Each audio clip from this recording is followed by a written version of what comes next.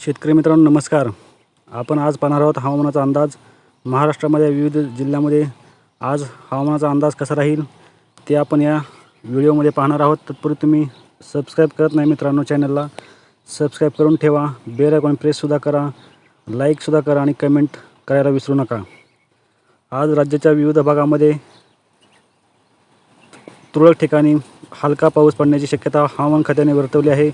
तसेच उर्वरित राज्यामध्ये ढगाळ हवामानासह चक्रीवादळाचा परिणाम दिसून येणार आहे. पश्चिम बंगालमध्ये चक्रीवादळ तयार झाले असून ते बांगलादेशला लवकरच धडक देणार आहे. त्याचा परिणाम म्हणून राज्यात ढगाळ हवामानासह उष्णतेचा चटका कायम राहणार आहे.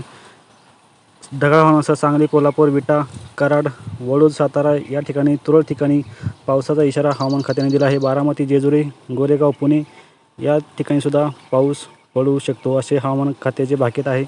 तसेच नाशिक, वैजापूर, श्रीरामपूर या ठिकाणी हवामान ढगाळ राहील. सिल्लोड, चिखली, खामगाव, पारोळ, जळगाव या ठिकाणीसुद्धा हवामान ढगाळ राहण्याची 1-2 ठिकाणी पावसाची शक्यता वर्तवण्यात आली आहे.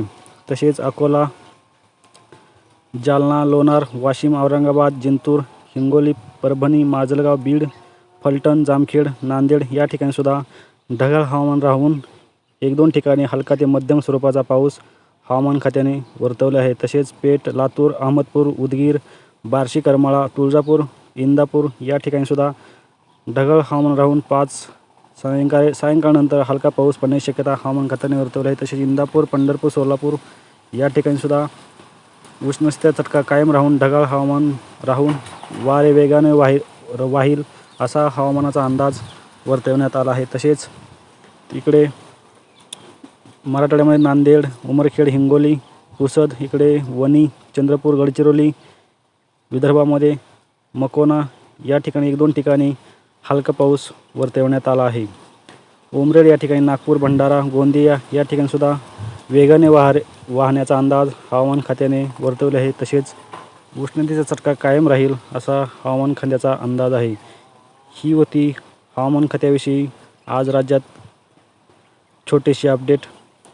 चॅनलला सबस्क्राईब करून ठेवा मित्रांनो, लाईक करा, शेअर करा आणि कमेंटसुद्धा करायला विसरू नका. धन्यवाद शेतकरी मित्रांनो.